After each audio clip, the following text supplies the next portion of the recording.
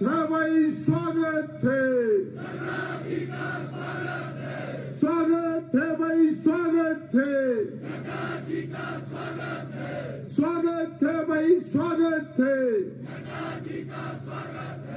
आज हम सबका बहुत बड़ा सौभाग्य है कि भारतीय जनता पार्टी के राष्ट्रीय अध्यक्ष के नाते हिमाचल प्रदेश के सपूत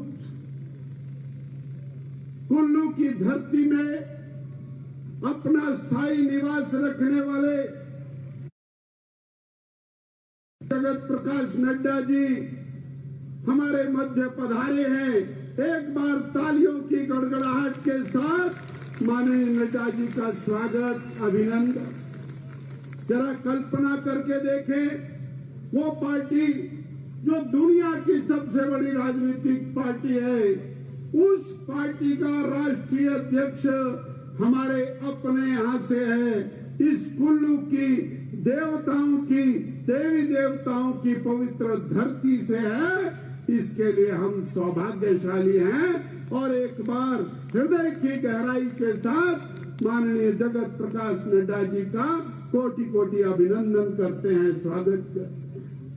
हमारे मध्य मंच पर विराजमान है आदरणीय श्री सौदान सिंह जी, राष्ट्रीय उपाध्यक्ष भारतीय जनता पार्टी, हमारे लोकप्रिय नेता, पूर्व में मुख्यमंत्री रहे, विकास की गंगा को तेज गति से बहाने वाले आदरणीय श्री जयराम ठाकुर जी। जोर से बजा दो, सीटी बजानी है तो। हमारे मेहमान उत्तर प्रदेश से हमारे मध्य पधारे पूर्व मंत्री, एमएलसी मेंबर, पार्टी के वरिष्ठ नेता आदरणीय महेंद्र जी, हमारे संगठन महामंत्री आदरणीय श्री सिद्धार्थन जी, पूर्व मंत्री आदरणीय गोविंद ठाकुर जी, आदरणीय रामलाल मार्कंडे जी, पार्टी के महामंत्री आदरणीय राकेश जी, पूर्व प्रदेश अध्यक्ष रहे हमारे यहाँ से नेता आदरणीय महेश्वर जी, माननीय विधायक शौरी जी, माननीय विधायक लोकेंद्र जी, जिला अध्यक्ष भीमसेन जी, नरोत्तम जी, मेरे मंडी जिला से, मंडी पार्लियामेंट से आए हुए सभी माननीय विधायकगण, पूर्व विधायकगण, पार्टी के सभी नेतागण, पार्टी के पदाधिकारीगण, हजारों की संख्या में आए हुए मंडी पार्लियामेंट के मेरे आदर के योग्य भाइयों बहनों, साथियों, आप सबको बहुत बहुत नमस्कार, बहुत बहुत प्रणाम, बहुत बहुत धन्यवाद। साथियों, हमें महसूस होता है कि जहां श्री जगत प्रकाश नड्डा जी हमारे अपने हैं, दिल के करीब हैं, वहीं देश के यशस्वी प्रधानमंत्री आदरणीय श्री नरेंद्र भाई मोदी जी हिमाचल को अपना दूसरा घर मानते हैं। आप में से बैठे हुए सैकड़ों हजारों कार्यकर्ताओं को व्यक्तिगत रूप से जानते हैं, आपके गांव को, आपके रस्तों को, आपके शहरों को अच्छे से पहचानते हैं और आपके क्षेत्र के अंदर, हमारे क्षेत्र के अंदर उन्होंने तप की है और उस तप के आधार के ऊपर आज वो दुनिया के महान नेता के रूप में हमारे देश के प्रधानमंत्री के नाते हैं। एक बार मेरे पीछे उद्घोष करे, मोदी जी को जय श्री राम, जय श्री राम, जय श्री राम। जरा स्मरण करे, ये कुल्लू की तस्वीर बदलने वाले और मनाली से लेकर के रोहतांग की टनल बना करके एक तस्वीर बदलने वाले आदरणीय मोदी जी को जय श्री राम, जय श्री राम, जय श्री राम। साथियों, मोदी जी की सरकार के 9 साल सेवा, सुशासन और गरीब कल्याण, ये आज हमारा 9 साल के बाद महासंपर्क अभियान का विषय हमें आदरणीय राष्ट्रीय अध्यक्ष जी ने दिया। साथियों, आप लोग लगे हैं, आप लोग उसकी तैयारी में जुटे हैं। हमें घर घर जाना है, 8 लाख परिवारों में जाना है, एक फोल्डर लेकर के जाना है, स्टिकर लेकर के जाना है। मोदी जी ने गरीब का कल्याण किया, मोदी जी ने भ्रष्टाचार को समाप्त किया, मोदी जी ने दुनिया के अंदर देश का मान सम्मान बढ़ाया, मोदी जी ने हिमाचल को कायाकल्प की तरफ आगे बढ़ाया। ऐसे मोदी जी के 9 वर्ष के महाअभियान को हमको कामयाब करना है। ये आज हम इस रैली से संकल्प लेकर के जाएं। साथियों, 30 तारीख तक ये अभियान चले और जो सुशासन, सेवा और फिर आदरणीय जयराम ठाकुर जी की सरकार के जो बेहतरीन काम है, उनको भी हम साथ में घर घर में व्यक्ति व्यक्ति के पास जाकर के लेकर के जाएं। पिछले 6 महीने से हिमाचल प्रदेश के अंदर एक सरकार बनी है जो केवल झूठ और धोखे के आधार पर बनी सरकार है। आज भी मीडिया ने छापा है कि सरकार ने तनख्वाह देनी बंद कर दिए और गारंटियां झूठी दी थी। और आपके कुल्लू के इलाके में तो चर्चा है, मुझे भाषा बोलनी नहीं आती, एक बहन होगी तो 1500 रुपया, 2 होंगी तो 3000 रुपया, 3 होंगी तो 4500 रुपया, ये 4 होंगी तो 6000 रुपया। ये वीडियो वायरल हो रहा है और सभी माताएं बहनें, 22 लाख माताएं बहनें पूछ रही है कहां गई गारंटी जिसके आधार पर आदरणीय जयराम ठाकुर जी की सरकार को बदला था। मेरे 5 लाख युवा वो पूछ रहे हैं कहां गई हमारी नौकरियां। या तो नौकरियां देने का संस्थान बंद कर दिया या नौकरियों से बर्खास्त करना शुरू कर दिया। साथियों, ऐसी सरकार को हमको बेनकाब करना है और 1000 जो संस्थान हमारी सरकार ने खोले थे उनको बंद करने वाली सरकार को हमको घेरना है। आज ये संकल्प लेकर के हम जाएंगे कि जो झूठ बोलने वाले लोग हैं, जिन्होंने भोले भाले लोगों को ठगा है, ऐसे लोगों को बेनकाब करके रहेंगे। साथियों, मैं इतनी बात कह करके अपने और नेता राष्ट्रीय अध्यक्ष जी और आपके बीच में अधिक न रहते हुए पुनः एक अभियान करूंगा। 15 दिन आप केवल इस अभियान के लिए दीजिए, घर घर में जाइए, अलग जगाइए। मोदी सुशासन के लिए जाना जाता है, मोदी गरीब कल्याण के लिए जाना जाता है, मोदी सेवा के लिए जाना जाता है और मोदी हिमाचल के विकास के लिए जाना जाता है। ये बात हमको घर घर तक पहुंचानी है। इतनी शानदार रैली के लिए आयोजकों को बधाई, सारे बीजेपी के नेताओं को बधाई, सारे विधायकों को मंच और मंच के सामने बैठे सभी को बधाई और आप सबका अभिनंदन करते हुए अपनी वाणी को विराम देता हूँ। बोलिए भारत माता की। इतनी जोरदार आवाज आनी चाहिए कि यहाँ से लेकर के मंडी तक तो जानी चाहिए, जयराम जी के कहा सराज में पहुंचनी चाहिए। बोलिए भारत माता की। मोदी जी को जय श्री राम, नड्डा जी को जय श्री राम, बीजेपी को जय श्री राम। धन्यवाद। धन्यवाद सम्माननीय अध्यक्ष जी। हम मेरा निवेदन रहेगा, हिमाचल प्रदेश के लोकप्रिय नेता, पूर्व में रहे मुख्यमंत्री वर्तमान में नेता प्रतिपक्ष आदरणीय जयराम ठाकुर जी से कि वे आए और आज की सभा को संबोधित करें। भारतीय जनता पार्टी।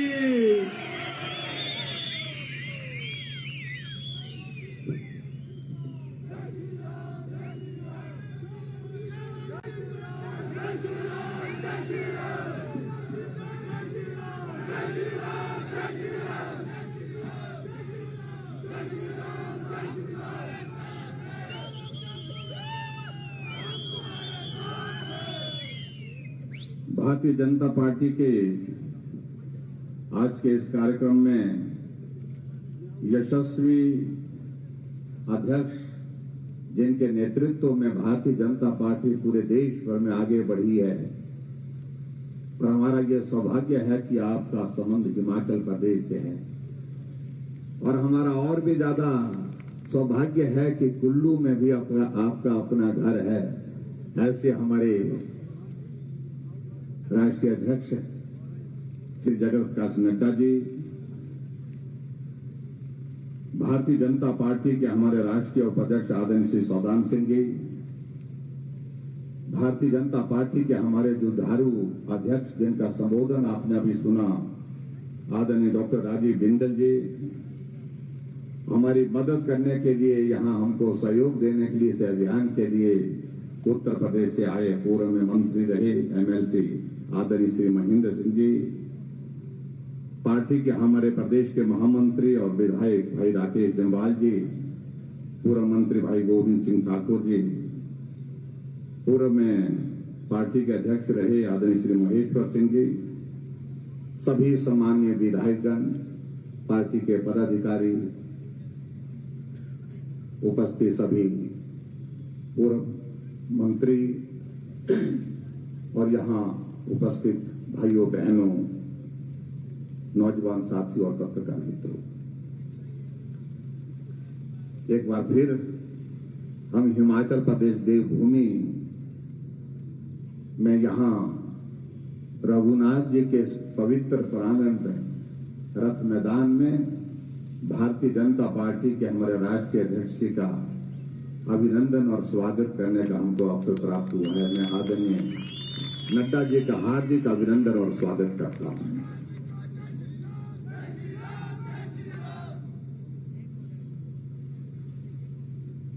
मुझसे पहले अब पार्टी के हमारे प्रदेश अध्यक्ष जी ने सारा विषय रखा। एक बहुत विस्तृत कार्यक्रम, और जिस कार्यक्रम के अंतर्गत पूरे देश भर में पार्टी ने निर्णय किया कि जहां नरेंद्र भाई मोदी जी के नेतृत्व में भारतीय जनता पार्टी के केंद्र में सरकार के 9 वर्ष का कार्यकाल पूरा हुआ, और इन 9 वर्षों में भारतीय जनता पार्टी की सरकार ने पूरे देश को क्या दिया, प्रदेश को क्या दिया, हर व्यक्ति को क्या दिया, इस सारे विषय को लेकर के हमको बात करने के लिए निकलना चाहिए। और उसी के अंतर्गत आज का ये मंडी लोकसभा क्षेत्र का ये सार्वजनिक कार्यक्रम सभा के रूप में यहां पर आयोजित किया गया है, और इस कार्यक्रम में आप सब बड़ी संख्या में यहां पर उपस्थित हुए। मैं आप सबका भी अभिनंदन करता हूं, आप सबको भी बधाई देता हूं, आयोजकों को भी बधाई देता हूं कि कुल्लू के ढालपुर के साथ लगे इस रथ मैदान में यहां से हम ऊर्जा लेकर के आगे बढ़ेंगे, और निश्चित रूप से हिमाचल प्रदेश में आने वाले समय में जहां 9 वर्ष का कार्यकाल आदरणीय नरेंद्र भाई मोदी जी का पूरा हो रहा है, हम एक दशक में प्रवेश कर रहे हैं, दूसरे दशक की शुरुआत करेंगे। इस बात के लिए हम यहाँ हैं।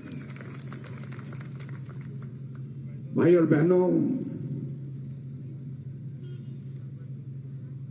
भारतीय जनता पार्टी आज देश की नहीं दुनिया की सबसे बड़ी पार्टी है, और हमारा यह सौभाग्य है हम उस पार्टी के कार्यकर्ता हैं जिसका नेतृत्व पार्टी के अध्यक्ष के नाते आदरणीय जगत प्रकाश नड्डा जी कर रहे हैं, और जिस सरकार का नेतृत्व आदरणीय नरेंद्र भाई मोदी जी कर रहे हैं। 9 वर्ष का कार्यकाल इस देश के जन जन के लिए समर्पित रहा। आप कल्पना करिए, एक दौर ऐसा भी था जब अपने पहचान खो गया था ये भारत, अंतर्राष्ट्रीय मंच पर भारत की पहचान, भारत का सम्मान बहुत गंभीरता से नहीं किया जाता था। और आज परिस्थिति इस प्रकार की आपके सामने है। भारत तो मजबूती के साथ आगे बढ़ाई, लेकिन भारत मजबूती के साथ विकास करते हुए आगे बढ़ा और पूरे देश नहीं पूरे दुनिया के सामने आज भारत एक अलग पहचान और अलग सम्मान के साथ खड़ा है। और आज हमारे देश के यशस्वी प्रधानमंत्री जब अंतर्राष्ट्रीय मंच पर खड़े होते हैं, कोई दुनिया का बड़ा से बड़ा नेता अपने पांव को रोक नहीं पाता है। पांव स्वतः चलते हैं, खुद चलते हैं। जहां नरेंद्र मोदी जी खड़े हैं वहां उनके साथ मिलकर के फोटो खींचते हैं, हाथ मिलाते हैं, उनसे बात करते हैं।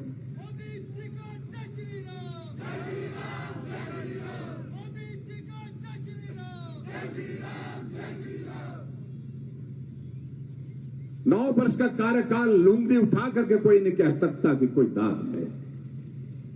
ये सहज बात नहीं है, सरल बात नहीं है मित्रों। सरकारें पूर्व में रही, लाखों करोड़ों के घोटाले के आरोप लगते थे, आरोप ही नहीं लगते थे, उसमें सत्यता होती थी, हकीकत होती थी। आज भारत उस दौर से बाहर निकल करके काम कर रहा है। और हमारे लिए सौभाग्य की बात है कि हिमाचल छोटा सा प्रदेश, और इस छोटे से प्रदेश के लिए आदरणीय नरेंद्र भाई मोदी जी का जो योगदान रहा उसको हम कभी भूल नहीं सकते हैं, कभी भी भूल नहीं सकते हैं। क्योंकि उन्होंने जिस प्रकार से अपना घर समझ करके हिमाचल के लोगों के लिए मदद की, आज से पहले कभी होते नहीं देखी। हमारे कई मित्र आज जो सरकार में हिमाचल प्रदेश में बैठे हैं, कई बार उनकी बातों को सुन करके बहुत विचित्र लगता है। दिल्ली जाकर के कहते हैं हमारी मदद करो, और शिमला आकर के कहते हैं कि हमारा पैसा रोक दिया गया। मुझे लगता है कि कम से कम ऐसे दायित्व पर व्यक्ति जब हो जाते हैं, मुख्यमंत्री बन जाते हैं, तो कब थोड़ा सा हमको संयम रखना चाहिए। आदरणीय मोदी जी की छवि को खराब करने की अगर इस तरह से अगर कोई हिम्मत की तो हिमाचल के लोग माफ नहीं करेंगे। हम उनके एहसान को चुकता ही नहीं कर सकते। और मैं आज इस बात को कहता हूं, जिम्मेवारी के साथ कहता हूं, केंद्र की ओर से हिमाचल प्रदेश के लिए जितनी भी ग्रांट मिल रही है वो यथावत जारी है। एक पैसे की कटौती उसमें नहीं की गई है, एक पैसे की कटौती नहीं की गई है। उल्टा हिमाचल प्रदेश के लिए जो मदद जिस रूप में की जा सकती है, उस मदद को बढ़ाने की दिशा में जो किया जा सकता है वो भी किया जा रहा है।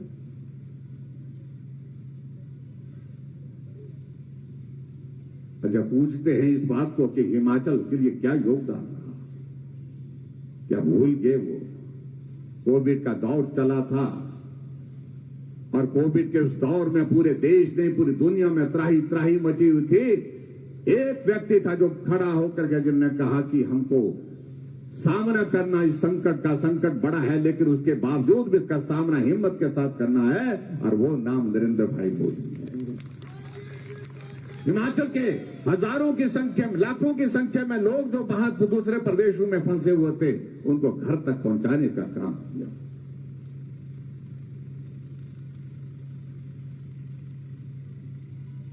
और विकास की दृष्टि से मैं ये भी कहना चाह रहा हूं, क्या ये सत्य नहीं है? अटल टनल रोहतांग जो कुल्लू के करीब है, मनाली के बिल्कुल नजदीक है, लाहौल के लिए आने जाने का रास्ता है, आज वो सिर्फ आने जाने का रास्ता नहीं रह गया, आज वो एक बहुत बड़ी टूरिस्ट डेस्टिनेशन बन गई पूरी दुनिया के लिए। जो भी कुल्लू मनाली आता है, हिमाचल आता है, अटल टनल रोहतांग की तरफ गाड़ी मोड़ करके उसको देखने के लिए जाता है। आदरणीय अटल बिहारी वाजपेयी जी ने शुरुआत की थी, उसको मुकम्मल करने का काम, पूरा करने का काम किसी ने किया तो नाम नरेंद्र भाई मोदी है। हम कैसे भूल जाएं? 3,500 करोड़ रुपए की लागत से वो टनल बन करके बनी। 10,000 की हाइट में, ऊंचाई पर वो दुनिया की सबसे बड़ी टनल है, 9 किलोमीटर की टनल है। उसके बावजूद भी कांग्रेस के लोग हमसे पूछते हैं कि क्या दिया, हम हिमाचल के लोगों के लिए एम्स का मतलब होता था दिल्ली, दिल्ली से पीछे नहीं होता था एम्स। और कोई एम्स के लिए कोई रेफर होता तो मान लेते थे कि भाई अब वापिस आने की संभावनाएं बहुत कम हो गई, भगवान देवी देवता ही भगवान रक्षा कर ले तो बात अलग है, तो वापिस आने की संभावनाएं खत्म हो जाती थी। आज आदरणीय नरेंद्र भाई मोदी जी का ये योगदान, और बतौर केंद्रीय स्वास्थ्य मंत्री के नाते आदरणीय जगत प्रकाश नड्डा जी हमारे बीच में बैठे हैं। आज एम्स का मतलब हिमाचल वालों के लिए दिल्ली नहीं, एम्स का मतलब बिलासपुर है। शिलान्यास किया नरेंद्र भाई मोदी जी ने। आप नड्डा जी उस वक्त स्वास्थ्य मंत्री थे। ये जल्दी बनना चाहिए। छोटी सी बात को लेकर के जयराम, पानी का वहां पर व्यवस्था नहीं हो पाई, जल्दी करिए। हमने पानी का इंतजाम किया। आपने कहा कि बिजली का भी वहां पर पावर सप्लाई जल्दी पहुंचनी चाहिए, जल्दी इंतजाम। हमने कहा जो भी। जमीन के लिए कहा कि थोड़ी सी कसर रह गई, हमने कहा वो भी करें। बस आपके आशीर्वाद से, आपके प्रयासों से रिकॉर्ड समय में all India medical institute Bilaspur की धरती पर खड़ा होकर के अपनी स्वास्थ्य की सेवाएं पूरे प्रदेश के लोगों को दे रहे हैं। हम कैसे भूल जाएं। आदरणीय नड्डा जी राष्ट्रीय अध्यक्ष थे। 3 मेडिकल कॉलेज चंबा, हमीरपुर और डॉक्टर राजीव बिंदल जी के यहां पर नाहन में 3 मेडिकल कॉलेज हिमाचल प्रदेश। क्या इसको भी भूल गए? पूरे देश भर में बल्क ड्रग फार्मा पार्क 3 मिले, उनमें से एक हिमाचल प्रदेश के ऊना में मिला, जिसका शिलान्यास करने के लिए आदरणीय प्रधानमंत्री नरेंद्र भाई मोदी जी ऊना में पहुंचे। 3 मेडिकल डिवाइस पार्क मिले पूरे देश भर में, एक medical device park Himachal Pradesh के नालागढ़ में मिला। हम कैसे भूल जाए? आज मेरे इस प्रदेश की सड़कों की लंबाई 39,000 किलोमीटर है, और 39,000 किलोमीटर में से 20,000 किलोमीटर सिर्फ प्रधानमंत्री ग्राम सड़क योजना की है। और प्रधानमंत्री ग्राम सड़क योजना जो अटल जी ने शुरू की थी और आदरणीय नरेंद्र भाई मोदी जी ने गांव के लोगों का पीठ का बोझ उतार करके फेंका, इस योजना के माध्यम से हम कैसे भूल जाए? और चंबा के चौगान में 3,000 करोड़ रुपए की लागत से प्रधानमंत्री ग्राम सड़क योजना का शिलान्यास करके भूमि पूजन करने के साथ शुरुआत की कि हिमाचल प्रदेश को अभी भी कनेक्टिविटी की जरूरत है।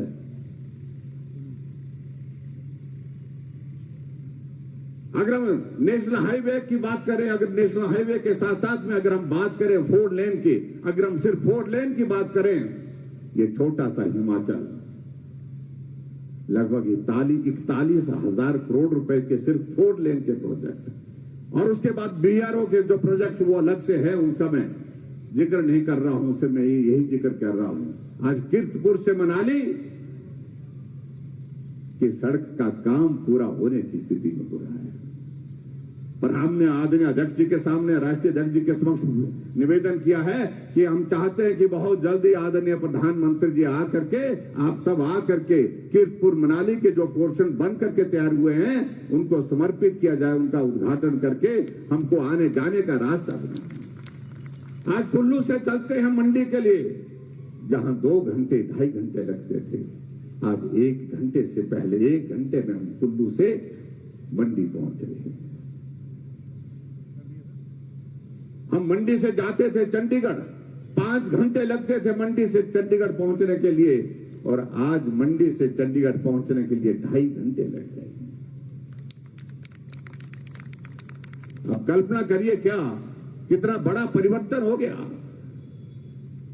हमने ये भी कहा है कि हिमाचल प्रदेश में ग्रीनफील्ड एयरपोर्ट होना चाहिए, उसकी औपचारिकताओं का दौर हमने पूरा करके रखा है, और मैं उम्मीद करता हूं कि आने वाले समय में प्रदेश सरकार से हमने इस बात का जिक्र किया है कि उसका शिलान्यास करके उसके काम को शुरू करना चाहिए। ये बहुत आज की आवश्यकता है। लेकिन मैं जिक्र करूं, अगर प्रदेश सरकार, भाई और बहनों, सचमुच में बहुत दुख होता है। 6 महीने का कार्यकाल पूरा हो गया, और 6 महीने में ये हिमाचल जहां छोड़ा था वहीं का वहीं खड़ा होकर के भारतीय जनता पार्टी की सरकार का इंतजार कर रहा है, मानो ऐसा लग रहा है। आप कल्पना करिए क्या परिस्थिति बन गई। 15,000 से ज्यादा कर्मचारियों को तनख्वाह नहीं। आज 14 तारीख बीत गई।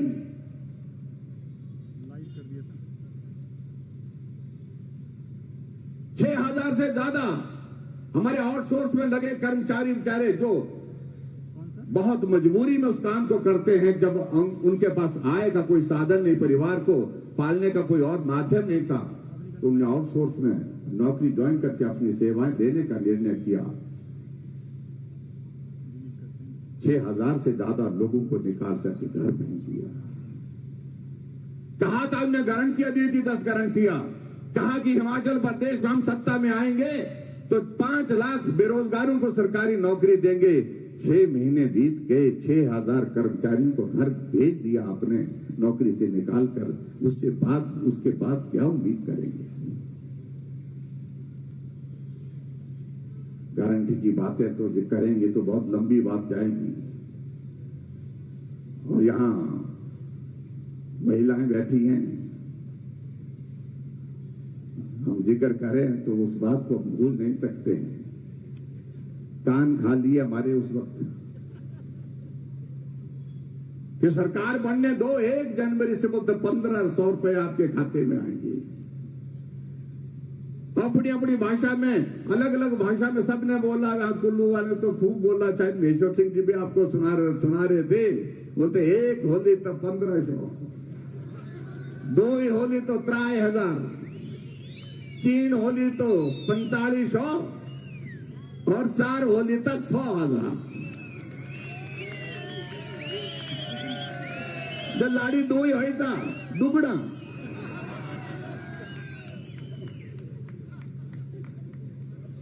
अब लोग पूछ रहे हैं, अलग अलग भाषा में पूछ रहे हैं। कई जगह मुंह तरफ गए, ऊना में नारा लग रहा था, सुखू भाई 10 गारंटियां किथे पाई है। अब कुल्लू में क्या बोले? हम बोलेंगे कुल्लू की भाषा में बोले तो यही बोलेंगे, सुखू भाई 10 गारंटियां किथे पाई। अगर मंडी में जाएंगे तो मंडियाली में बोलेंगे, सुखू भाई 10 गारंटियां किथे पाई। तो ये तमाशा हो गया, तमाशा जिसको आप बोल सकते हैं। सत्ता चाहिए, कुर्सी चाहिए, कुछ भी बोल दीजिए, कुछ भी कह दीजिए। आज गले की फांस बनी पड़ी। आज कानून व्यवस्था की परिस्थितियां क्या है, किस प्रकार की घटनाएं घटित हो रही हैं, मैं उन सारी बातों का जिक्र करने के लिए आवश्यकता महसूस नहीं करता हूं। आप सारी चीजों को देख रहे हैं। जो हाल ही में घटना हुई है चंबा की, उसको हम भूल नहीं सकते। एक नौजवान का शरीर 8 हिस्से में काट दिया। क्या यही कानून व्यवस्था है? तो कुछ ये बोलते हैं व्यवस्था परिवर्तन के लिए आए। क्या यही व्यवस्था परिवर्तन है? इसलिए बहुत सारी चीजों को लेकर के बात करने का मन है। समय की कमी है, मैं बहुत लंबा नहीं कहना चाहता हूं। गोबर की गारंटी दे रखी है, 300 यूनिट बिजली फ्री देने की गारंटी दे रखी है। और यहां बहुत सारी चीजों को लेकर के ये कहा है कि हम ये भी करेंगे, वो भी करें। दूध 80 रुपए गाय का, 100 रुपए भैंस का। लेकिन हमने गारंटी नहीं दी, हमने काम किया। और जो काम किया है वो आपके सामने है। यहाँ मातृशक्ति बैठी है। हमने कहा कि माताओं बहनों को काम के लिए निकलना पड़ता है, इसलिए हमने उनके लिए तय किया कि आधा किराया आपके लिए हम कम करेंगे। हमने आधा किराया कम किया। हमने गरीब आदमी के इलाज के लिए योजना चलाई, जहां आयुष्मान भारत के माध्यम से आदरणीय प्रधानमंत्री नरेंद्र भाई मोदी जी ने काम किया। वहां हिम केयर के माध्यम से हिमाचल के हर नागरिक, गरीब नागरिक की मदद करने की हमने कोशिश की। आज उसका पैसा बंद कर दिया गया, सारा योजना का पैसा बंद कर दिया गया। 6 महीने की इनकी सबसे बड़ी कंट्रीब्यूशन, सबसे बड़ा योगदान तो यह है कि हिमाचल में चले हुए संस्थान, खुले हुए संस्थान, 6-6 महीने, 8-8 महीने से चले हुए संस्थान, 1000 संस्थान बंद कर दिए, ताला लगा दिया। इससे बड़ा दुर्भाग्य क्या हो सकता है? सरकार आगे बढ़ने के लिए होती है, काम करने के लिए होती है, ताला लगाने के लिए नहीं होती है, बंद करने के लिए नहीं होती है। चारों तरफ सब कुछ बंद, सड़क का काम बंद, कॉलेज का काम बंद, स्कूल का काम बंद, पुल का काम बंद, सब कुछ बंद। यह है व्यवस्था परिवर्तन। इसलिए भाई और बहनों, आने वाले समय में हमको बहुत तेजी के साथ आगे बढ़ना है। हम तो सिर्फ इतना ही आदरणीय अध्यक्ष जी को यह विश्वास दिलाते हैं कि 2014 में हिमाचल ने 4 सीटें दी थी, चारों की जीते थी, और 2019 में हिमाचल प्रदेश में 68 की 68 सीटों पर हमने बढ़त हासिल की थी, चारों की जीती थी। और 2024 में भी हिमाचल प्रदेश में हमारी पूरी कोशिश होगी, हम चारों की सीटें जीतेंगे। और आदरणीय नरेंद्र भाई मोदी जी के नेतृत्व में 1 दशक पूरा होने के बाद दूसरे दशक की दस्तक देने के लिए पूरा 100% योगदान देंगे, सहयोग देंगे। इतनी बात कहते हुए मैं अपनी बात को यहीं पर समाप्त करता हूं। आदरणीय अध्यक्ष जी का, मंच पर उपस्थित सभी नेतागण का मैं एक बार फिर से अभिनंदन करता हूं, स्वागत करता हूं। बहुत बहुत धन्यवाद, नमस्कार, जय हिंद। और आयोजकों का इस कार्यक्रम के लिए उनको भी बहुत बहुत बधाई देता हूं सफल आयोजन के लिए। भारत माता की, भारत माता की, भारत माता की। धन्यवाद। धन्यवाद आदरणीय जयराम ठाकुर जी। जिस घड़ी का हमको इंतजार था वो इंतजार अब समाप्त हुआ है। इससे पहले कि नड्डा जी हमको संबोधित करें, मेरा इस ग्राउंड में उपस्थित सभी लोगों से निवेदन कि जोरदार नारों के साथ राष्ट्रीय अध्यक्ष जी का हम लोग स्वागत करेंगे। नड्डा जी को जय श्री राम, नड्डा जी को जय श्री राम। मेरा निवेदन रहेगा आदरणीय जगत प्रकाश नड्डा जी से कि हम सबको आशीर्वाद दें, हम सबको संबोधित करें। आदरणीय जगत प्रकाश नड्डा जी। आज के इस जनसभा में मंच पर उपस्थित हमारे यशस्वी पूर्व मुख्यमंत्री, हमारे वरिष्ठ साथी सम्माननीय जयराम ठाकुर जी, हमारे राष्ट्रीय उपाध्यक्ष आदरणीय श्री सौदान सिंह जी, पार्टी के जुझारू और कर्मठ अध्यक्ष डॉक्टर राजीव बिंदल जी, उत्तर प्रदेश से हमारे इस क्लस्टर के इंचार्ज और वहां के पूर्व मंत्री और अभी एमएलसी डॉक्टर महेंद्र सिंह जी, हमारे वरिष्ठ साथी और पूर्व मंत्री, यहां से विधायक रहे गोविंद सिंह ठाकुर जी, हमारे वरिष्ठ नेता आदर के योग्य सम्मानीय महेश्वर सिंह जी, हमारे जिला के अध्यक्ष भीमसेन जी, हमारे महामंत्री प्रदेश के राकेश जम्वाल जी, सभी विधायकगण, पूर्व विधायकगण, पूर्व मंत्रीगण और यहां इतनी बड़ी संख्या में एकत्र आए देवी और सज्जनों, और मीडिया के मेरे साथी, प्रिंट मीडिया और इलेक्ट्रॉनिक मीडिया के साथी, मुझे आज देवभूमि हिमाचल प्रदेश में, विशेष देवभूमि कुल्लू में आने का सौभाग्य मिला है। सबसे पहले तो मैं यहां जब आया हूं तो मैं बिजली महादेव को नमस्कार करके, नमन करके अपनी बात को प्रारंभ करता हूं। मित्रों, अभी जयराम जी ने और उसके पहले डॉक्टर राजीव बिंदल जी ने आपसे राजनीतिक परिस्थितियों के बारे में बहुत तफसील से चर्चा की है। उन्होंने बहुत सी बातें आपके सामने बताई, जिन बातों को लेकर आप भी अपने मन में यह मान रहे होंगे कि राजनीति में किस तरीके से छल कपट से सत्ता को हथियाकर लोगों की हित की बात कह के लोगों का अहित करने पर आमदा कांग्रेस पार्टी और अन्य पार्टियां खड़ी है। वहीं भारतीय जनता पार्टी और एनडीए की सरकार आदरणीय मोदी जी के नेतृत्व में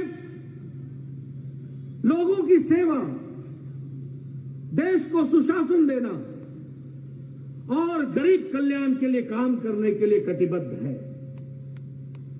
और मित्रों, मैं कहने के लिए नहीं कह रहा हूं, आज राजनीति में आदरणीय प्रधानमंत्री जी ने नहीं सिर्फ सेवा, सुशासन और गरीब कल्याण के लिए काम किया, बल्कि उन्होंने राजनीति की संस्कृति को भी बदल डाला है। इस बात को हमको समझना चाहिए। वंशवाद से विकासवाद की ओर राजनीति में क्या हो रहा था? मैं, मेरा बेटा, मेरी बहू, मेरा दामाद, बाद में मेरा पोता, यही पार्टियां बन गई और यही है। ये अकेली भारतीय जनता पार्टी है जहां एक साधारण परिवार से निकला हुआ व्यक्ति भारत का प्रधानमंत्री बनता है। और मुझ जैसा व्यक्ति जिसके परिवार में कोई राजनीति में ना हो, वह राष्ट्रीय अध्यक्ष बनता है। यह भारतीय जनता पार्टी में संभव है। इसलिए वंशवाद से विकासवाद, यह राजनीति में परिवर्तन है। वोट बैंक की पॉलिटिक्स से निकलकर रिपोर्ट कार्ड की पॉलिटिक्स तक पहुंचाना, यह मोदी जी ने करके दिखाया है। भाइयों को भाइयों से बांटो, वोट बैंक के लिए काम करो, लोगों को लड़ाओ और लोगों को लड़ा करके वोट लो और सत्ता पर मौज बनाओ। यह कांग्रेस का कल्चर रहा, यह अन्य विपक्षी दलों का कल्चर रहा। और उसके लिए हो सके तो देश से भी समझौता करना पड़े तो कर जाओ, लेकिन वोट और कुर्सी के खातिर आगे बढ़ते चलो, चाहे देश बेचना पड़ जाए। यह आज की स्थिति आकर नहीं खड़ी। और मैं कहने के लिए नहीं कह रहा हूं, कल पिछड़ा आयोग की रिपोर्ट आई है। पिछड़ा वर्ग की कमीशन की रिपोर्ट क्या कहती है कि वेस्ट बंगाल में पिछड़ा वर्ग का आरक्षण 91.5% मुस्लिम भाइयों के अति पिछड़े और पिछड़े को जा रहा है, जबकि बंगाल की आबादी 72% हिंदू है और 25% मुस्लिम है।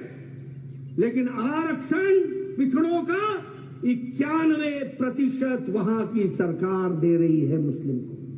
यह है वोट बैंक पॉलिटिक्स। और किसको दे रही है? बांग्लादेशी घुसपैठ किसको दे रही है? रोहिंग्या। ये देश के साथ समझौता। राजस्थान में 7 जिले हैं, 7 जिले। मैं पिछड़ा आयोग की रिपोर्ट आपके सामने रख रहा हूं। 7 जिले हैं जो ट्राइबल हैं। इन 7 जिलों में पिछड़ा को कोई भी रिजर्वेशन नहीं है। पंजाब में 25%, ये आम आदमी पार्टी जो बहुत बोलती है, ये 25% वहां पर पिछड़ा के लिए रिजर्वेशन है। वहां सिर्फ 12% लोगों को रिजर्वेशन मिल रहा है, 13% को नहीं मिल रहा है। यह पंजाब की स्थिति है। यह बिहार जो जातिगत आधार पर जनगणना की बात कहते हैं, वहां पिछड़ा आयोग में क्रीमी लेयर से वो छोड़कर और किसी को प्रमाण पत्र नहीं दिए जा रहे। मित्रों, ये वोट बैंक पॉलिटिक्स से निकालकर मोदी जी का नारा लेकर के हम चले, सबका साथ, सबका विकास, सबका विश्वास, सबका प्रयास, सबको साथ लेकर के चलने का वादा भरा तो हमने किया। मित्रों, इसलिए जब हम इन सारी बातों की चर्चा करते हैं तो चर्चा करें तो हमको गहराई से समझना चाहिए। याद करो 2014 से पहले का भारत। रिमेंबर बिफोर 2014, भ्रष्ट भारत, भ्रष्टाचार से युक्त भारत, फैसले न लेने वाला भारत, विकास को लटकाने, अटकाने, भटकाने का काम करने वाला भारत का डिफेंस मिनिस्टर 2014 से पहले बोलता है कि बॉर्डर में सड़क हम इसलिए नहीं बना रहे हैं क्योंकि बॉर्डर में सड़क बन जाएगा तो दुश्मनों को सुविधा हो जाएगी। ये भारत का डिफेंस मिनिस्टर बोल रहा है। नया सड़क बनाना भी हमारी स्ट्रेटेजी है। ऐसा भारत। और आज 2014 के बाद दमदार सरकार, मजबूत सरकार, निर्णय लेने वाली सरकार और देश को आगे बढ़ाने वाली सरकार मोदी जी के नेतृत्व में चली। इस बात को भी हमको ध्यान में रखना चाहिए। इसलिए मित्रों, हम ये कह सकते हैं 2000 पहले का और 2014 के पहले का और 2014 के बाद का भारत कैसा बन गया। जब हम इन सारी चीजों की बात करते हैं, मैं बहुत दूर नहीं जाऊंगा, लेकिन अभी 20 दिन पहले हमारे प्रधानमंत्री जी जापान, ऑस्ट्रेलिया और पपुआ न्यू गिनी 3 देशों का दौरा करके आए। जापान में अमेरिका का प्रेसिडेंट जो बाइडेन मिलता है और मोदी जी को कहता है हम आपका ऑटोग्राफ चाहते हैं। कभी भारत ने सोचा था कि अमेरिका का राष्ट्रपति भारत के प्रधानमंत्री से ऑटोग्राफ मांगेगा। यह बदलता भारत नहीं है तो और क्या है। फिर कहने लगे अगले महीने आप अमेरिका आ रहे हैं, आपको अमेरिका ने स्टेट डिनर देने का तय किया है। अमेरिका ने 2-3 लोगों को ही आज तक स्टेट डिनर दिया है और प्रधानमंत्री मोदी जी को जून 22 को उन्होंने बुलाया है। और कहने लगे मेरी शिकायत है, लोग मेरे से कंप्लेन कर रहे हैं, मेरे को शिकायत कर रहे हैं कि मोदी जी के डिनर में हमें निमंत्रण नहीं मिला है, हमें भी निमंत्रण दीजिए, हम भी मोदी जी से मिलना चाहेंगे। यह बदलता भारत आज आकर के खड़ा हुआ है। आपने देखा उस समय तस्वीर पपुआ न्यू गिनी के प्रधानमंत्री ने मोदी जी के पांव छू करके उनका अभिवादन किया। न्यूजीलैंड का प्रधानमंत्री न्यूजीलैंड से उड़ करके ऑस्ट्रेलिया की सिडनी में आकर प्रधानमंत्री मोदी जी से मिलता है। यह बदलते भारत की तस्वीर है, इसको हमको समझना चाहिए।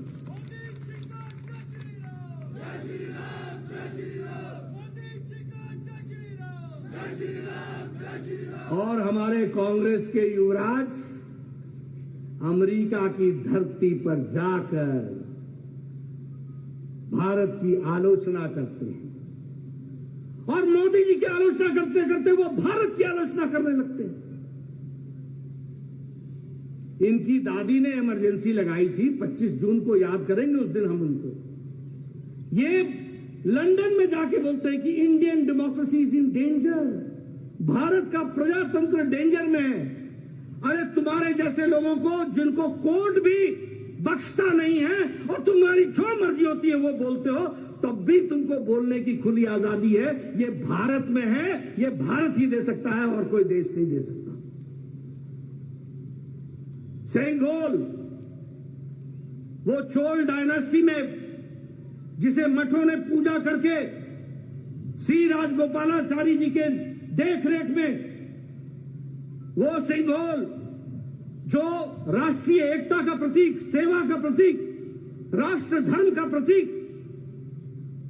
राष्ट्र को उन्नत की ओर ले जाने वाला विकास का प्रतीक, वो 1947 को 14 अगस्त को तुम्हारे परनाना जी को दिया गया था। तुम्हारे परनाना जी को तारीख नोट कर लेना। और वह इलाहाबाद के म्यूजियम में वॉकिंग स्टिक के नाम से रखा गया था। और जब उसको प्रधानमंत्री जी पूज करके मठों के हमारे संतों के द्वारा पूजने के बाद उस सेंगोल को लेकर जब साष्टांग दंडवत करते हैं तो ये कांग्रेस का युवराज मजाक उड़ाता है। अरे तुम क्या जानो भारत की संस्कृति, तुम क्या जानो भारत के रीति रिवाज, तुम क्या जानो भारत किस लिए जाना जाता है।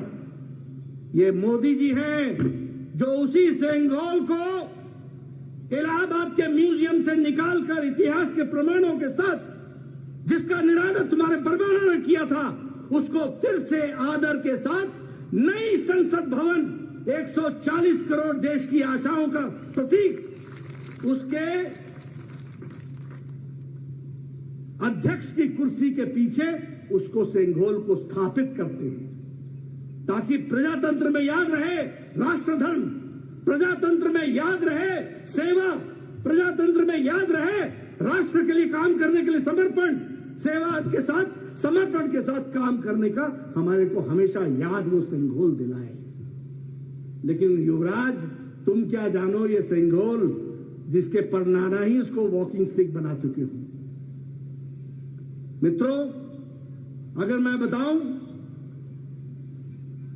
आजकल वो विदेश में है, जो संगठन भारत का विरोध करते हैं उनसे गलवाइयां कर रहे हैं, उनसे मिल रहे हैं। और ये मिलेंगे क्यों नहीं? जब डोकलाम का स्टैंड ऑफ चल रहा था तो उस समय चुपके चुपके आप किससे मिल रहे थे? चाइना के एम्बेसडर से क्यों मिल रहे थे? और राजीव गांधी फाउंडेशन को कम्युनिस्ट पार्टी ऑफ चाइना ने फंड क्यों दिया? तुम राष्ट्रभक्ति की बात करते हो, शर्म नहीं आती?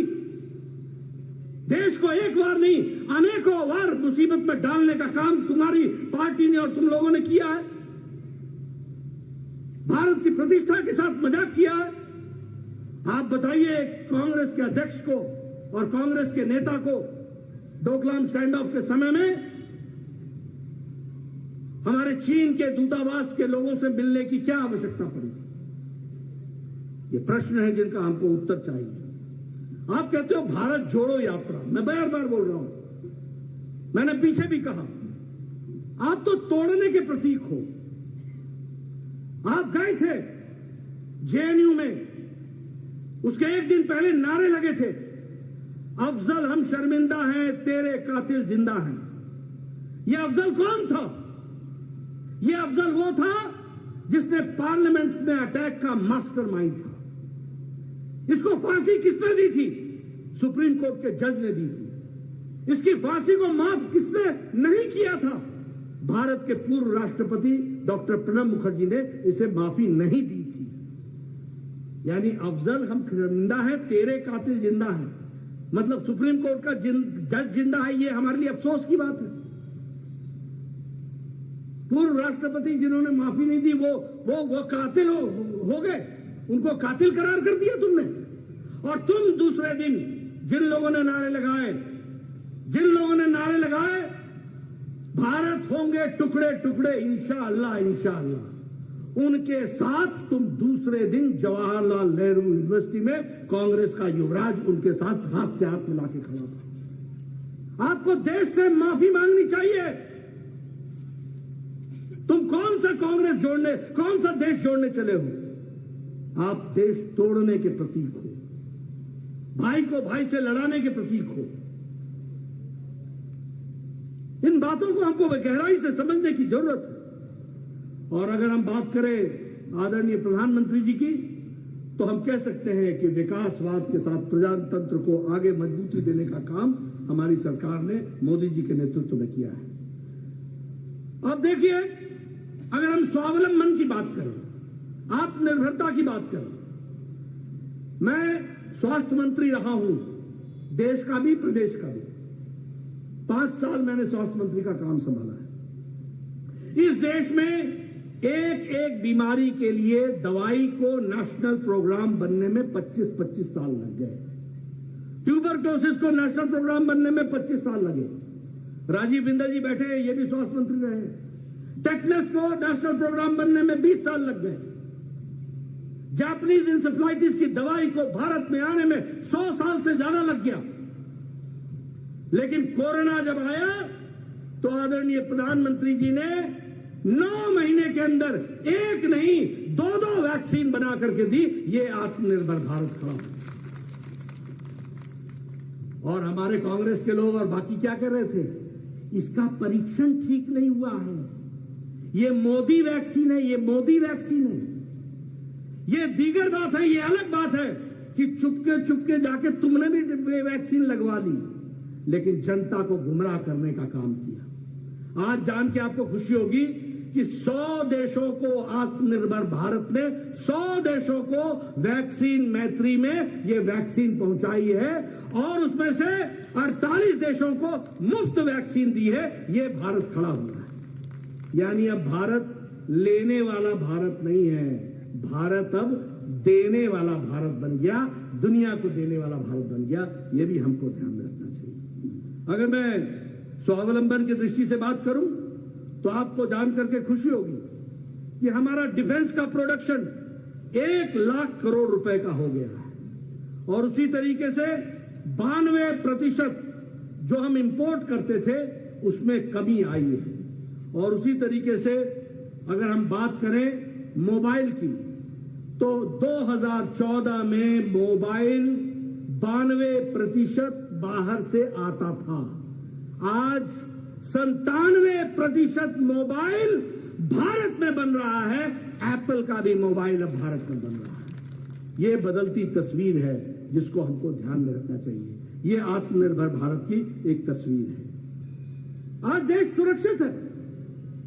13,595 किलोमीटर की सड़क, 525 किलोमीटर की सड़क बॉर्डर पर प्रधानमंत्री जी ने बना दी है। ऑल वेदर रोड, ब्रिजेस के साथ, डबल लेन। ये आज कोई भी आर्मी का व्यक्ति 1.5 दिन के अंदर बॉर्डर पर पहुंच सकता है। यह परिस्थिति भारत की प्रधानमंत्री जी ने बनाई है। और उसी तरीके से अगर डिफेंस के प्रोडक्शन की दृष्टि से देखें तो 70,500 करोड़ रुपए का डिफेंस इक्विपमेंट भारत ने बनाना शुरू किया है। और उसी तरीके से 99% भारत प्रोक्योर कर रहा है। यह भी हमको ध्यान में रखना चाहिए। मेक इन इंडिया की दृष्टि से AK-203, प्रचंड हेलीकॉप्टर, INS विक्रांत, ये सारे के सारे भारत ने अपने यहां बनाने शुरू कर दिए। और अगर सुशासन की और सशक्तिकरण की बात करें तो मैं एक ही उदाहरण देना चाहता हूं। एक समय में स्वर्गीय राजीव गांधी ने कहा था कि मैं 1 रुपए भेजता हूं तो 15 पैसे पहुंचते हैं, बाकी 85 पैसे बीच में खा लिए जाते हैं। आज प्रधानमंत्री जी ने डायरेक्ट बेनिफिट ट्रांसफर के माध्यम से, डिजिटलाइजेशन के माध्यम से 22,25,000 करोड़ रुपए लोगों के बैंक के खाते में पहुंचा दिया। यह भी हमको ध्यान में रखना चाहिए। और जिसमें से लगभग 2 लाख करोड़ रुपए जो बीच में पिलफरेज हो जाती थी उसको भी रोकने का काम किया है।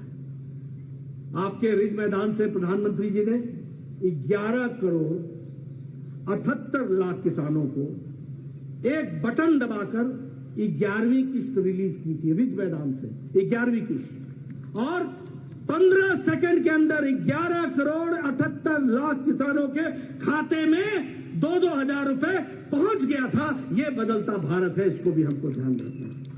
मेरे आंकड़े नोट कर लो। 11 करोड़ 78 लाख किसान, 2-2 हजार रुपए 15 सेकंड के अंदर उनके खातों में पहुंचने का काम हुआ है।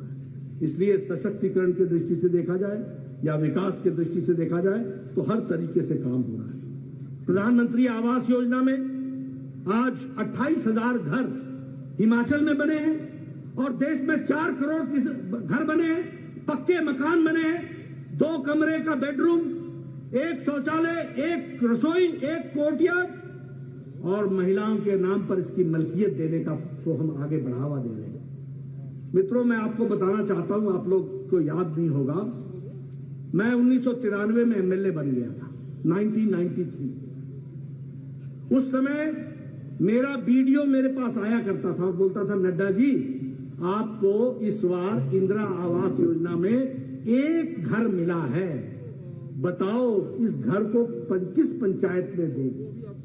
आप बताइए मैं क्या बोलता, 1 घर इंदिरा आवास योजना, 1 घर। आज मोदी जी ने 4 करोड़ घर बना दिए और 28 लाख घर यहां बन करके 28,000 घर यहां हिमाचल में बन करके तैयार हुए। ये परिवर्तन नहीं तो और क्या है? जल जीवन मिशन में मैं गर्मियों में, ये सब विधायक बैठे हैं, आज से 10 साल पहले गर्मियों में निकलना मुश्किल होता था। पानी की त्राही त्राही होती थी, लोग चिल्लाया करते थे, कहां है हमारा विधायक, कब लाएगा पानी, कब देगा पानी। आज आपको जान करके खुशी होगी कि जल जीवन मिशन में 8 करोड़ 80 लाख लोगों के घर में नल का पहुंचाया है और 9.2 लाख हिमाचल प्रदेश में पहुंचाया है। इसको भी आप ध्यान दें। घर में टैप वाटर सोचा नहीं था। मैं बिलासपुर से आता हूं, एक मल्यावर गांव था, हमारी माताएं 3 किलोमीटर नीचे आती थी, पानी भरती थी और 3 किलोमीटर जाती थी, पूरे 3 घंटे सिर्फ पानी का एक घेला लाने में लगता था। आज घर घर पानी, हर घर पानी, हर घर नल। ये परिवर्तन आया है। नल लगे कि नहीं लगे, लगे कि नहीं लगे, ये जल जीवन मिशन का काम है। आयुष्मान भारत, ये हमारे एमएलए बैठे हैं सारे, ये चिट्ठियां लिखते थे, माननीय मुख्यमंत्री जी इसका हार्ट का ऑपरेशन होना है, ये गरीब परिवार से है, इसके कोई इलाज की व्यवस्था नहीं है, कृपया करके इसको 2 लाख रुपए देने की व्यवस्था करें। मुख्यमंत्री जी कहते थे मैं 1.25 लाख देता हूं। हम लड़ते थे कि 1.25 लाख लेके हम करेंगे क्या, 75,000 लाएंगे कहां से। आज प्रधानमंत्री जी ने 50 करोड़ लोगों को, 10 करोड़ 74 लाख परिवारों को आयुष्मान भारत के तहत गंभीर बीमारियों से लड़ने के लिए हर साल 5 लाख रुपए की व्यवस्था की। और देखिए, जयराम ठाकुर जी को मैं बधाई देना चाहता हूं, इन्होंने हिम केयर चलाया और हिम केयर के माध्यम से अब कोई भी व्यक्ति हेल्थ कवर से बाहर नहीं है। यह हिमाचल प्रदेश बन गया, इसको भी हमको ध्यान रखना। कल एक महिला मेरे को बिलासपुर में मिली, उन्होंने मेरे से भाषण में कहा कि मेरे कान का ऑपरेशन हुआ, 5 लाख रुपए लगे। मैं आपका धन्यवादी हूं कि आपने इस काम के लिए, मुझे पीजीआई चंडीगढ़ जाना पड़ता था, यह इलाज मेरा all India institute of medical sciences Bilaspur में हो गया।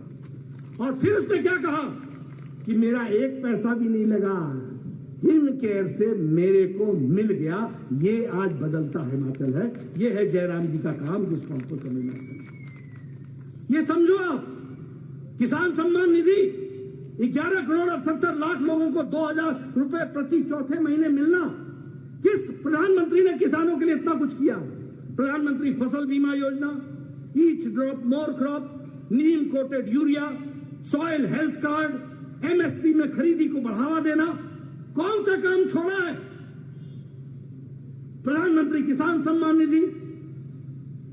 ये सब बातें हमको समझनी चाहिए, जाननी चाहिए। और मैं एक बात और कहूंगा, प्रधानमंत्री गरीब कल्याण अन्न योजना, 80 करोड़ की जनता को हम 5 किलो गेहूं या 5 किलो चावल, 1 किलो नमक दे रहे हैं। और हिमाचल प्रदेश में इस 80 करोड़ में 28,60,000 लोग यहां भी हैं। मोदी जी ने कहा कि कोई व्यक्ति गरीब सोए भूखे नहीं सोएगा। यह बदलता हिमाचल, यह बदलता भारत। और आपको मालूम है इसका फर्क क्या पड़ा है? ये कांग्रेसी अनपढ़ भाइयों के तो समझ में नहीं आएगा, लेकिन आप जरूर समझ लो।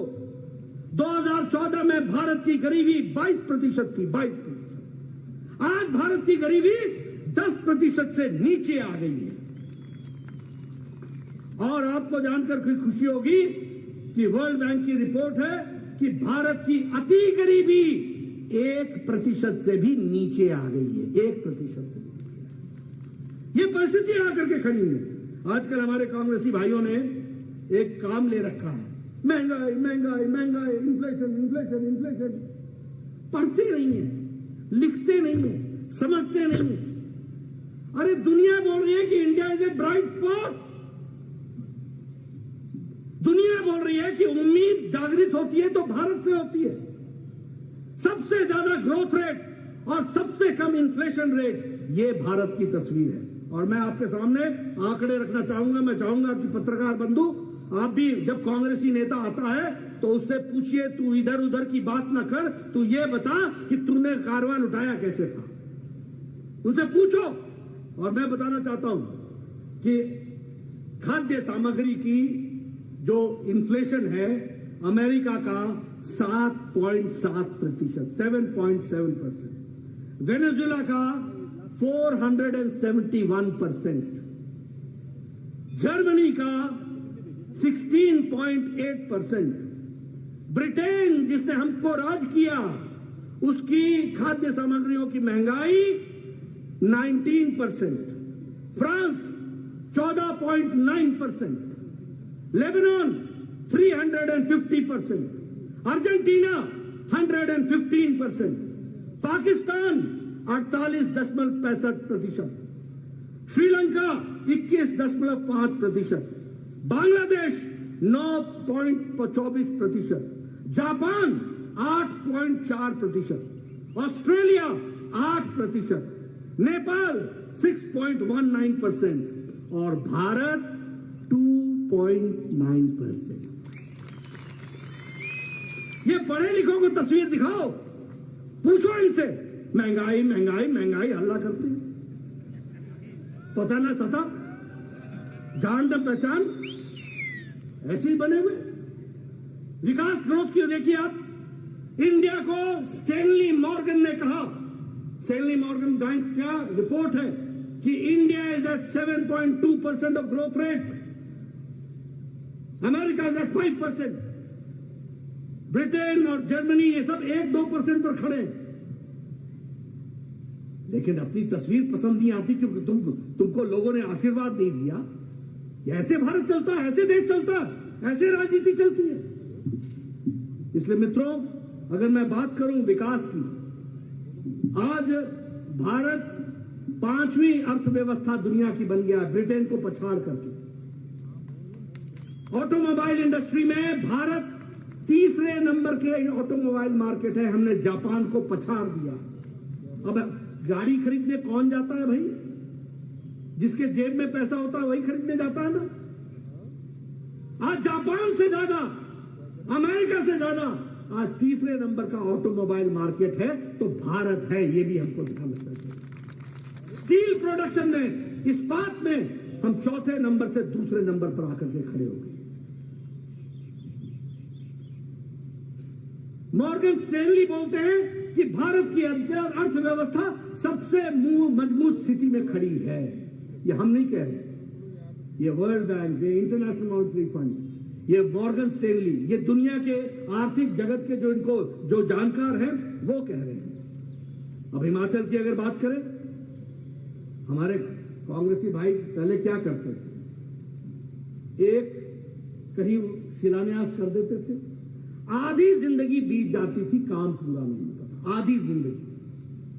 भाई मोदी जी की सरकार में राजनीति का कल्चर कैसे बदला?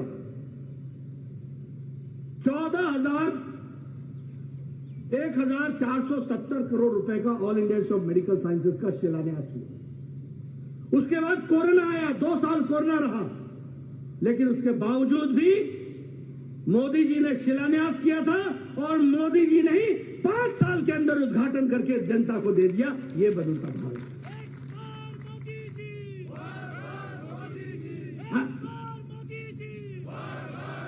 अगर मोदी जी के आशीर्वाद से मैंने 3 मेडिकल कॉलेज दिए तो शिलान्यास नहीं किया, तीनों के भव्य बिल्डिंग बनाने का काम हमने पैसे दिए, जयराम ठाकुर ने उसको पूरा करने का काम किया। ये भी हमको याद रखना। ये बदलता भारत। कैंसर सेंटर, एक नहीं अनेकों, इनसे बिल्डिंग ही नहीं बनती थी, बिल्डिंग ही नहीं बनती थी। मुझे बोलना पड़ता था कि भाई मेरे पैसे दे दिए, खर्च कहां कर रहे हैं, क्या बोलते थे वो, क्या डिजाइन बन रहा है, डिजाइन। इनका डिजाइन ही नहीं बनता था। मित्रों, आपने अगली बार इनका डिजाइन बना देना, जरूर बनाना, डिजाइन ही नहीं बनता। इंडियन इंस्टीट्यूट ऑफ मैनेजमेंट, और ये भी ऊना में Indian institute of information technology, क्षमा कीजिएगा, ये भी ऊना में बन रहा है। हमारा बल्क ड्रग पार्क 2000 करोड़ रुपए का, ये जयराम जी मेरे पास दिल्ली में आप कितनी बार आते थे, मतलब जयराम जी मिलते थे तो मैं कहता था हाँ बल्क ड्रग पार्क करेंगे करेंगे, इतनी बार इन्होंने बोला। प्रधानमंत्री जी ने 2000 करोड़ रुपए का ऊना में दिया। उसी तरीके से हमारे प्रोजेक्ट्स में लगभग 3650 करोड़ रुपए का प्रोजेक्ट उन्होंने यहां पर दिया। 4 लेन 3 लेन, ये आप लोगों ने टनल देखी है कि नहीं देखी है? देखी है कि नहीं देखी है? हाथ उठाइए जिन्होंने देखी है। वर्ल्ड क्लास टनल है, वर्ल्ड क्लास टनल। ये अटल टनल जिसका शिलान्यास अटल जी ने किया था, बाद में वो बीमार हो गए थे। उन्होंने मुझसे कहा था, नड्डा जी ये टनल पर रखा हुआ पत्थर मेरे सीने पर पत्थर है। सोनिया गांधी जी ने दोबारा आकर के शिलान्यास किया। अटल जी का शिलान्यास पसंद नहीं आया, फिर से शिलान्यास किया, काम नहीं किया। मोदी जी आए, 3 साल के अंदर वर्ल्ड क्लास अटल टनल बना करके दिया। ये भी आप देखिए। आपने कभी देखा है किसी टनल में सेफ्टी एग्जिट होता हो? आपने किसी टनल में देखा है कि सेफ पैसेज का एग्जिट बना हो? ये अटल टनल में विराजमान है, देखने लायक चीज। काम करके दिया है। ये आज 4 लेन का काम चल रहा है कि नहीं? आज सवेरे मेरे पास आए थे, कोई सड़क नहीं मांग रहा था। सवेरे जो लोग आए बोल रहे थे थोड़ा सा मेरा मकान आ रहा है, उसको बचाते हुए आप आगे ले जाओ। मैंने कहा करेंगे, वो भी करेंगे, लेकिन सड़क तो आई। ये विकास के पैमाने बदल जाते हैं, इसको भी हमको याद रखना होगा। इसलिए जब हम इन सारी चीजों की मेडिकल डिवाइस पार्क, ये भी हमारे, इसका भी फाउंडेशन स्टोन रख दिया गया है। हाइडल प्रोजेक्ट में लगभग 11,000 करोड़ रुपए के प्रोजेक्ट्स लिए गए हैं। ये हर तरीके के काम किए गए। मित्रों, मैं एक बात आपको जरूर बताना चाहता हूं, और मैं चाहूंगा कि गांव गांव तक मेरी बात समझाओ। ये कांग्रेस पार्टी और विपक्ष के लोग, इनको सेवा से कोई मतलब नहीं है, इनको विकास से कोई मतलब नहीं है, इनको आपकी तस्वीर तकदीर बदले इससे कोई मतलब नहीं है। इनको मतलब एक बात से है, येन केन प्रकारेण सत्ता में आना। और इसके लिए जो वायदे कर सकते हो करो, झूठ बोलो, सब कुछ करो, जनता को गुमराह करो, लेकिन सत्ता में आओ। इतने लालची हो गए। मैं यहां की बात तो बाद में करूंगा, जयराम जी ने विस्तृत रूप में आपसे बात की है, लेकिन मैं आपसे पूछता हूं, नवंबर महीने में राजस्थान का चुनाव है। राहुल गांधी कहते थे मैं 2 दिन के अंदर कर्जे माफ कर दूंगा, 1, 2, 3 कर्जे माफ। आज नवंबर आ रहा है, मैं पूछना चाहता हूं क्या हुआ कर्जों का? कहा हम महिलाओं के सशक्तिकरण के लिए भत्ता देंगे, मिला भत्ता? क्या हुआ छत्तीसगढ़ में?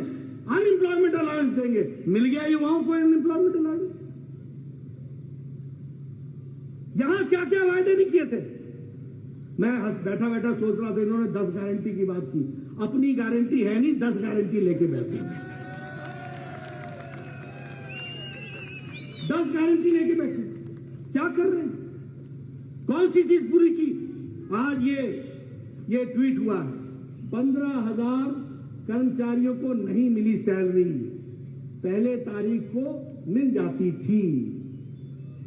ये हिमाचल की तस्वीर, यह है हिमाचल की तस्वीर। मैं राजस्थान दूर नहीं ले जाना चाहता हूं आपको, आपके हिमाचल प्रदेश की बात करना चाहता हूं। आप बताइए, जो संस्थान आपको जयराम ठाकुर ने दिए थे, ताले लग गए कि नहीं लग गए? लग गए कि नहीं लग गए? जो स्कूल आपको जयराम ठाकुर की सरकार ने दिए थे, ताले लग गए कि नहीं लग गए? आप बताइए, जो मिडिल स्कूल और प्राइमरी स्कूल दिए थे, उस पर ताले लग गए कि नहीं लग गए? मित्रों, आने वाले समय में अब आपने इनके ताले लगाने हैं, इसकी आपको चिंता है। ये काठ की हांडी बार बार नहीं चढ़ती, एक बार चढ़ गई। हम जीत हार से नहीं हारते, लेकिन हां, मैं हिमाचल की जनता से यह जरूर चाहूंगा, वोट दो ना दो, लेकिन यह जरूर कहो कि सेवा अगर करती है तो भारतीय जनता पार्टी करती है, काम करती है तो भारतीय जनता पार्टी करती है। हम लोगों ने, हमारे नेताओं ने, आदरणीय प्रधानमंत्री जी ने जी जान लगा करके आप बताइए, जिस मैदान में खड़ा हूं, पिछले दशहरा में विजयदशमी के दिन पहली बार भारत का प्रधानमंत्री रघुनाथ जी को नमन करने आए थे कि नहीं आए थे? कभी सोचा था? भारत की संस्कृति। और यहां से उन्होंने क्या कहा था? मैं बिजली महादेव जाना चाहता हूं। कहा गया कि अभी संभव नहीं हो पाएगा, तो उन्होंने कहा मैं यहीं से प्रणाम करता हूं। ऐसे भारत की मिट्टी से जुड़े हुए हमारे प्रधानमंत्री देश सेवा के साथ चल रहे हैं, इसको भी हमको ध्यान में रखना चाहिए। इसलिए मित्रों, ये हमारी जिम्मेवारी है, कुल्लू के लोगों की जिम्मेवारी है, देवभूमि है, जो देवता समान लोगों की सेवा में जुटे हो, ऐसे हमारे आदरणीय मोदी जी को ध्यान में रखते हुए निश्चित रूप से भारतीय जनता पार्टी को आपका आशीर्वाद आगे मिले। इन्हीं बातों के साथ, इन्हीं निवेदन के साथ आपने मेरी बात सुनी। आपका बहुत बहुत धन्यवाद। जय भारत, जय हिमाचल। धन्यवाद माननीय राष्ट्रीय अध्यक्ष जी। और आप सबसे निवेदन के जोरदार नारों के साथ एक बार फिर से